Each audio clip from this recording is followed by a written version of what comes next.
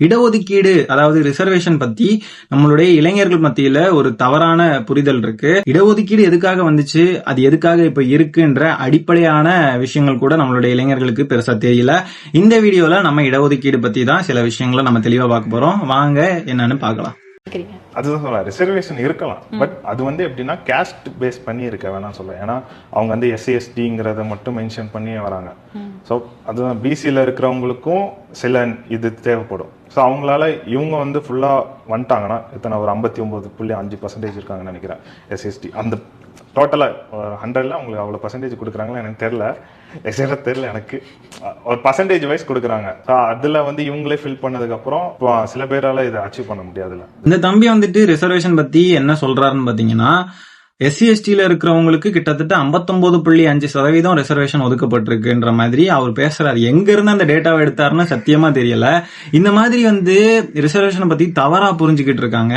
இவங்களுக்குள்ள யாரோ விதைச்சிருக்காங்க இந்த மாதிரி ரிசர்வேஷன்லாம் அவங்களுக்கு தான் நிறைய இருக்கு, மீதி உள்ளவங்களுக்கு எல்லாம் ஒண்ணுமே கிடையாது அப்படின்ற மாதிரி. ஆக்சுவலா பாத்தீங்கன்னா ரிசர்வேஷன் தமிழ்நாட்டுல BC MBCக்கு 50% இருக்கு, 18% தான் SCக்கு இருக்கு, 1% STக்கு கொடுத்திருக்காங்க. அதாவது ஷெட்யூல்டு ட்ரைபுக்கு, ஷெட்யூல்டு காஸ்டுக்கு 18% தான். மொத்தமாவே SC/STக்கு 19 தான் கொடுத்திருக்காங்க. மொத்தமா 69 இருக்கு. ஆனா இந்த தம்பி 59% சொல்றாருல, 59.5, அது யூனியன்ல இருக்கிற ரிசர்வேஷன் யாருக்கு எவ்வளவு கொடுக்கறாங்கன்றதே பத்தி தெரிஞ்சுக்காம அவரு பாட்டுக்கும் இந்த மாதிரி பப்ளிக்ல ஓப்பனா பேசுறாரு. இந்த தைரியம் எங்க இருந்து வந்துச்சுன்னு தெரியல. இதை பத்தி நமக்கு ஒண்ணுமே தெரியாது, நமக்கு அது கரெக்டா தெரியலன்னு வரப்போ நம்ம அதை பத்தி ப்ராப்பரா ரிசர்ச் பண்ணிட்டு தான் இதை பத்தி பேசணும். நமக்கு ஓகே அப்ப இப்படி இருக்கா அப்படின்னு சொல்லிட்டு தெரிஞ்சுக்கிட்டு பேசுறது தவறல. ஆனா தெரியாத ஒரு விஷயத்த இப்படி வளர்றாரு அப்படின்றப்போவே இவங்களுக்கு இதை பத்தி தெரியல அப்படின்றது நமக்கு ரொம்ப நல்லா தெரியுது. இவங்க இந்த மாதிரி பேசுறதுக்கு காரணம் என்னன்னு பாத்தீங்கன்னா, ஒண்ணு அறியாமை, நான் எவ்வளவு இருக்குன்னே தெரியாது, எவ்வளவுனா எனக்கு தெரியல அப்படின்றப்போ யாரோ சொல்லி யாரோ இன்ஃபுளுயன்ஸ் பண்ணி இங்க பாரு அவங்களுக்கு எல்லாம் இவ்வளவு இருக்கு அப்படின்னு சொல்லிட்டு என்னத்தையோ ஒன்னு சொல்லிக்கிட்டு அந்த மாதிரி இன்ஃபுளுன்ஸ் ஆயிருப்பாங்க. அதனால அதையே மைண்ட்ல நினைச்சிட்டு ப்ராப்பரா ரிசர்ச் பண்ணாம அவங்க பாட்டுக்கும் இந்த மாதிரி பேசியிருப்பாங்க. அப்படி இல்லைன்னா உள்ள காழ்ப்புணர்ச்சியோட இவங்க இந்த மாதிரி பேசியிருக்க வாய்ப்புகள் இருக்கு. இவங்கெல்லாம் இந்த மாதிரி வளர்ந்து வந்துட்டு இருக்காங்க, இவங்களுக்கு எல்லாம் 19% ரிசர்வேஷன் கொடுத்துட்டாங்களே அப்படின்னு சொல்லிட்டு அந்த காழ்ப்புணர்ச்சியில பேசியிருக்கலாம். ஆனா எனக்கு தெரிஞ்சு இந்த பையன் காழ்ப்புணர்ச்சியில பேசுற மாதிரிலாம் இல்ல, அறியாமையில பேசுற மாதிரி தான் இருக்கு. அந்த ரிசர்வேஷன் சிஸ்டம்லயே SC/STக்கு கம்மியா தான் கொடுத்திருக்காங்க. மீதி BC MBCக்கு தான் 50% இருக்கு, 18-19% தான் SC/STக்கு கொடுத்திருக்காங்க. இந்த மாதிரி தவறான தகவல்களை பரப்பிக்கிட்டு இருக்கிற சில பேரு இத வேணும்னு தான் பண்ணிட்டு இருக்காங்க. இப்ப இருக்கிற இளைஞர்களுக்கு எல்லாம் அந்த SC/STக்கு எல்லாம் நிறைய கொடுக்கறாங்க, உங்களுக்கு எல்லாம் இதனாலதான் வாய்ப்பு கிடைக்கல அப்படின்ற மாதிரி சொல்லி தவறான ஒரு விஷயத்த பரப்பிக்கிட்டு இருக்காங்க. அந்த மக்களுக்கு இது இவ்வளவு கிடைச்சிருக்கிறதே முதல்ல பெரிய விஷயம். இவ்வளவு தூரம் அவங்களுக்கு ரிசர்வேஷன் கொடுத்து அவங்களுக்கு வளர்ந்து வரட்டும் அப்படின்ற ஒரு இதுல கொடுத்திருக்கு. இதை தெளிவா புரிஞ்சுக்காம அவங்க மேல பாரு அவங்களுக்கு நிறைய கொடுத்துட்டாங்க, BC MBCயை விட அவங்களுக்கு நிறைய இருக்கு, 59.5% அப்படி இப்படின்னு சொல்லிட்டு எங்கேயோ எவனோ பேசுறதை கேட்டுட்டு இந்த தம்பியும் பேசிட்டு இருக்காரு. ஒரு நாள் CM ஆனதா இந்த SC/ST மட்டும் ஸ்காலர்ஷிப் கொடுக்குறாங்கல்ல, அதை பேன் பண்ணுவாங்க. ஏன்னா நான் OCங்க, எனக்கு ஸ்காலர்ஷிப் உள்ள ஒரு மயிலும் இல்ல.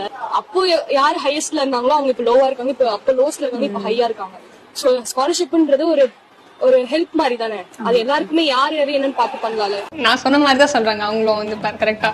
ஏன் மேபி அவங்க சொல்றதும் கரெக்டா தான் இருக்கும், அதான் சொல்றேன். அவங்க சொல்றதும் மேபி கரெக்ட் தான், சேஞ்ச் ஆகணும். பட் ரிசர்வேஷன் சேஞ்ச் ஆகணும். எப்படி சேஞ்ச் ஆகணும்னு நீங்க நினைக்கிறீங்க? எப்படின்னா பெர்சன்ட் பார்க்காம மார்க் பேஸ் பண்ணி பார்க்கணும். இப்போ மார்க் பேஸ் பண்ணி ரிசர்வேஷன் கொடுக்கறாங்க. அதான் percent means how to say, அவங்களுடைய காஸ்ட் பார்க்காம அவங்களோட டேலண்ட் மட்டும் பார்க்கணும். ரிசர்வேஷன் காஸ்ட் பார்க்காம கொடுக்கணும் அப்படின்னு சொல்றாங்க. இவங்களுக்கு நம்ம எப்படி சொல்லி புரிய வைக்கிறதுன்னு தெரியல. இப்ப அந்த தம்பி கிட்டையாவது நம்ம சொல்றது கொஞ்சமாவது புரிஞ்சுப்பாரு, ஏன்னா அறியாமையில பேசுறாரு. இவங்க முழுக்க இல்ல ரிசர்வேஷன்லாம் இப்படிதான் கொடுக்குறாங்க, அதனால சரி வராது, ரிசர்வேஷன்லாம் ஈக்குவலா கொடுக்கணும் அப்படின்ற மாதிரி பேசுறாங்க. முதல்ல ரிசர்வேஷன்ன்றது எதுக்காக வச்சிருக்காங்க அப்படின்னா, இந்த மாதிரி பிற்படுத்தப்பட்ட மக்கள் ஒரு காலத்துல நீ படிக்கவே கூடாது, நீ இதெல்லாம் செய்யவே கூடாது, நீ ஒரு வேலைக்கே போக கூடாது, நீ எல்லாம் இப்படிதான் இருக்கணும், உன்னோட குலத்தொழில தான் பண்ணணும்னு சொல்லி அந்த மாதிரி இருந்த விஷயத்த மொத்தமா மாத்தி இந்த இடத்துல ரிசர்வேஷன் யார் யாரெல்லாம் மிதிப்பட்டு கிடந்தாங்களோ அவங்களுக்காக ரிசர்வேஷன் ஒதுக்கி அவங்க எல்லாம் படிச்சு முன்னேறட்டும், ஒவ்வொரு இடத்துலயும் அவங்களுக்கு ரிசர்வேஷன் ப்ரொவைட் பண்ணலாம்னு சொல்லிட்டு இந்த மாதிரி ரிசர்வேஷன் சிஸ்டம் கொண்டு வந்திருக்காங்க. ஆனா இவங்க எல்லாம் என்ன நினைச்சுக்கிறாங்கன்னா, ரிசர்வேஷன்ன்றது பாவப்பட்ட மக்களுக்கு இல்ல எல்லாருக்கும் ஈக்குவலா இருக்கணும், அது என்ன இவங்களுக்கு மட்டும் இப்படி கொடுக்காங்க. ஆக்சுவலா அவங்களுக்கு மட்டும் இங்க இல்லவே இல்லை, SC/STக்கு மட்டும் எல்லாமே கொடுத்து அப்படியெல்லாம் ஒன்னும் அவங்கள அப்படியே கொண்டு போயிடல. அப்படியே 69% 59% இவங்க சொல்ற மாதிரி கொடுக்கல. ஆனால் அந்த இடத்துலயுமே வந்து அவங்களுக்கு குறைவா தான் கொடுக்கப்பட்டிருக்கு. 18-19% தான் மொத்தத்திலேயே. ரிசர்வேஷன் எல்லாம் எதுக்கு இருக்கு, எதுக்காக கொண்டு வந்தாங்கன்ற விஷயமே தெரியாம இந்த இளைஞர்கள்லாம் வந்து பேசுறத பாக்குறப்போ மனசு கொஞ்சம் வருத்தமா இருக்கு. அந்த ஓசியில இருக்கிற பொண்ணு ஃபர்ஸ்ட் பேசிச்சுல, நான் ஓசிங்க, எனக்கு ரிசர்வேஷன் இல்ல, ஸ்காலர்ஷிப் இல்ல, ஒரு மயிரும் இல்ல. அந்த மயிருன்ற வார்த்தையை இவ்வளவு ஓப்பனா பப்ளிக்ல சரளமா யூஸ் பண்றாங்க. அதாவது அவங்க வந்து ஒருத்தவங்களை டீக்ரேட் பண்றதுக்காக யூஸ் பண்றாங்க. எனக்கு ஒன்னும் இல்லைங்க, அவங்களுக்கு எல்லாம் இருக்குங்க, அதை நான் வந்து தடுப்பேங்க, அதை நான் பேன் பண்ணுவேங்க அப்படின்னு சொல்லிட்டு இவ்வளோ ஈஸியா யூஸ் பண்றாங்க. அவ்வளவு தூரம் திமிரு இருக்குன்னா அப்ப இவங்களை என்ன பண்றது? அந்த குறிப்பிட்ட மக்களுக்கு 19% இடஒதுக்கீடு கொடுத்ததுக்கு இவ்வளோ கத்தி இவ்வளோ அராஜகம் பண்ணி அப்படி கொந்தளிக்கிறாங்களே, அவங்களெல்லாம் ஒரு காலத்துல எந்த லெவல்ல போட்டு மிதிச்சுட்டு இருந்தாங்கன்றது பத்தி கொஞ்சமாவது இவங்களுக்கு ஐடியா இருந்திருக்குமா? நீ படிக்கவே கூடாது, நீ இதெல்லாம் செய்யவே கூடாது அப்படின்னு சொல்லிட்டு சில விஷயங்களை வந்து அவங்கள பண்ண விடாம பண்ணது ஒரு பக்கம் இருந்தாலும், அவங்கள தீண்டாமைன்ற ஒரு விஷயத்த வச்சு என்னென்னலாம் பண்ணிருப்பாங்கன்றத பத்தி தெரியுமா? ஊருக்குள்ள இந்த தெருவுக்குள்ள நீ வரக்கூடாதுன்னு இன்னைக்கு வரைக்கும் அந்த இழிவான செயல் இருக்கு. நம்ம போன வீடியோல அதை பத்தி பேசிப்போம். ஒரு வீடியோல, போன வீடியோ இல்ல, அதுக்கு முந்தைய ஏதோ ஒரு வீடியோல நம்ம இதை பத்தி பேசியிருக்கோம். இந்த தெருவுக்குள்ள நீ வரக்கூடாது, நீ இங்க வந்து தண்ணி குடிக்க கூடாது, நீ வந்து இதை பண்ணக்கூடாது, அதை பண்ணக்கூடாது, நீ படிக்க கூடாது, நீ முன்னுக்க வரக்கூடாது, நீ ஒரு அந்தஸ்துல போய் உட்காரக்கூடாதுன்னு தீண்டாமை சார்ந்து என்னென்னலாம் இருக்கு தெரியுமா? இன்னைக்கு வரைக்கும் அந்த தீண்டாமை வேலையெல்லாம் அமைச்சு தீண்டாமை பிராக்டிஸ் பண்ணப்பட்டு இருக்கு. இன்னைக்கு 2024லயே இவ்வளவு நடந்துட்டு இருக்குன்னா அப்ப 100 வருஷம் முன்னாடி என்ன லெவல்ல இருந்திருக்கும்? அப்ப எவ்வளவு தூரம் தீண்டாமையை அந்த மக்கள் மேல செலுத்திருப்பாங்க, எவ்வளவு ஆதிக்கத்தை செலுத்தி எவ்வளவு அவங்களெல்லாம் ஒடுக்கி வச்சிருந்திருப்பாங்க. அப்ப இவங்களுக்கு எல்லாம் ரிசர்வேஷன் கொடுக்கறது உங்களுக்கு இவ்வளவு கொந்தளிக்கிறீங்க. அந்த மக்களும் மனிதர்கள் தான், அவங்களும் வந்து படிச்சு முன்னுக்கு வந்து உலகம்னா என்னன்னு பார்த்து, சரி இதுதான் உலகமா, இதுதான் இதா அப்படின்னு சொல்லிட்டு தெரிஞ்சுக்கிட்டு அவங்களும் வந்து வாழணும்ன்றதுக்காக தான் இந்த ரிசர்வேஷன். அதுவும் அவங்களுக்கு கம்மியான அளவுல தான் கிடைச்சிருக்கா. அந்த ரிசர்வேஷன்லயும் SC/ST எல்லாம் உள்ளிடஒதுக்கீடுன்னு ஒண்ணு உண்டு. ஒவ்வொரு சமூகத்துக்கும் இவ்வளோ அப்படின்ட்டு அந்த SC-க்குள்ளேயே குறிப்பிட்ட சமூகம் இருக்கு, அதுக்குள்ளேயே வந்து உள்ளொதுக்கீடு எல்லாம் இருக்கு. இதுலயே நிறைய பிரச்சனை இப்ப போயிட்டு இருக்கு.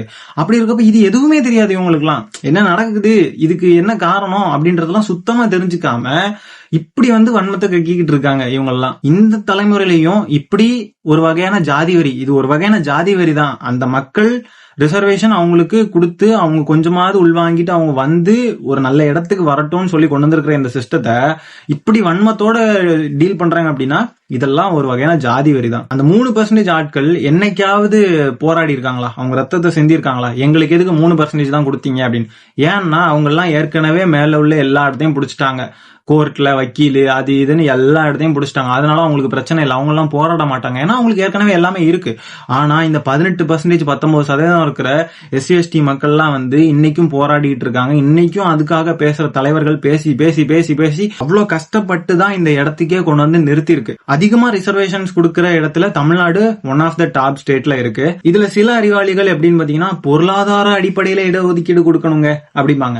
மக்கள்லாம், பாவப்பட்ட மக்கள்லாம் வந்து கஷ்டப்படுறாங்க இல்லையா? அந்த SC/ST இருந்தவங்களா இருந்தாலும் சரி, அவங்க வந்து கொஞ்சம் பணக்காரங்களும் இருக்காங்க அதுல எல்லாம். அதனால பாவப்பட்ட மக்களை உயர்த்தி விடுறதுக்கு தான் ரிசர்வேஷன் இருக்கணும்னு சொல்லிட்டு கேனத்தனமா பேசுறாங்க. இப்ப பாவப்பட்ட ஒருத்தன்னு சொல்றாங்களே, அது எந்த சமூகத்தினரா இருந்தாலும் சரி, அது பிராமண சமூகத்திலே இருந்தாலுமே சரி, அவங்க வந்துட்டு படிச்சு வேலைக்கு போய் நல்ல இடத்துக்கு வர முடியும். ஆனால் இங்க ஒரு SC/ST இருக்கிறவன் படிச்சு முன்னேறி அவன் பணக்காரன ஆனாலும் அவனுக்கு மேல இருக்கிற அந்த சாதி ரீதியான கரை என்னைக்குமே போகாது. அதனாலதான் இந்த ரிசர்வேஷன் அவங்களுக்கு கொடுக்கப்படுது. அவங்க இந்த சமுதாயத்துல நல்லபடியா வந்து வரட்டும் அப்படின்றதுக்காக தான் அவங்க அந்த அந்தஸ்து, அந்த சோகால்ட் அந்தஸ்து இருக்குல்ல, அந்த அந்தஸ்துக்கு வரட்டும். ஆனா அந்த அந்தஸ்துக்கு வந்தாலுமே இதெல்லாம் வந்து மாற மாட்டேங்குது. அப்படி இருக்கிறப்போ அவங்களுக்கு இது கொடுக்கப்பட்டுக்கிட்டே தான் இருக்கும். என்னைக்கு இந்த ஜாதி ரீதியான கரை, அடக்குமுறை, ஒடுக்குமுறை, அவங்கள வந்து கேலி கிண்டல் பண்றது, அவங்களுக்கு வந்து இதெல்லாம் கொடுக்க கூடாதுன்னு சொல்லிட்டு பேசுறது, இதெல்லாம் வந்து மொத்தமா மாறுதோ அன்னைக்கு ரிசர்வேஷனை தூக்கலாம். அன்னைக்கு எல்லாருக்குமே சமமான வாய்ப்பு, சமமான ரிசர்வேஷன். ஆனாலும் எவ்வளவு கொதிக்கிறாங்கப்பா. இது கொதிக்கிறது மேக்சிமம் ஆட்கள் வந்து BC/MBCல இருக்கிற ஆட்கள் தான். SC/STல இருக்கிற ஆட்களும் வந்து அவங்களுக்கு போராடிக்கிட்டு இருக்காங்க அவங்களுக்காக. ஆனா காழ்ப்புணர்ச்சியில பேசுறது பாத்தீங்கன்னா மேக்ஸிமம் BC/MBCல இருக்கிற ஆட்கள் தான். அது போக அந்த 3%. హిందూ సనాతన ధర్మ, ఇది సనాతన ధర్మం, సనాతని హిందూ సనాతన ధర్మం, సనాతన ధర్మం, ఈ సనాతన ధర్మాన్ని, సనాతన ధర్మాన్ని సనాతని హిందూ. மக்களுக்கு வேலை வாய்ப்பு, டாக்ஸ் கம்மி பண்றது, இதுல எல்லாம் ஒரு டெபுட்டி CM வேலை பார்ப்பாருன்னு பார்த்தா சனாதன தர்மா, சனாதன தர்மா, சனாதன தர்மா, சனாதனி ஹிந்துஸ் அப்படின்னு சொல்லிட்டு இருந்து கத்திக்கிட்டு கதறிட்டு இருக்கிறாரு. இந்த மாதிரி ஒரு டெபுட்டி CM இருந்தா விளங்கிரும். சனாதன தர்மம் கம்ப்ளீட் ஒரு வைரஸ் மாதிரி, அதை எங்க நாசம் பண்ணணும் சொல்றாங்க. இது ஞாபகம் வச்சுக்கோங்க. Whoever said this, let me tell you, sir, you cannot wipe out Sanatana Dharma. நாங்க மறுபடியும் அதுதான் சொல்றோம். சனாதன தர்மா ஒரு வைரஸ் தான். அதை வந்து வைப் அவுட் பண்ணி தான் ஆகணும். இவர் வந்துட்டு யார சொல்றாருன்னு பாத்தீங்கன்னா உதயநிதி ஸ்டாலின் அவர்களை தான் சொல்றாரு. அவர் தான் கொஞ்ச நாளைக்கு முன்னாடி சொல்லியிருந்தாரு, இந்த மாதிரி சனாதன தர்மம் வந்து அது கொசு, டெங்கு, மலேரியா மாதிரி அதை ஒழிக்கப்படணும், வந்து எதிர்க்க கூடாது, மொத்தமா ஒழிச்சிடணும். டெங்கு மலேரியாலாம் நம்ம ஒழிக்க தானே செய்வோம், அதை வந்து எதிர்க்க மாட்டோம்.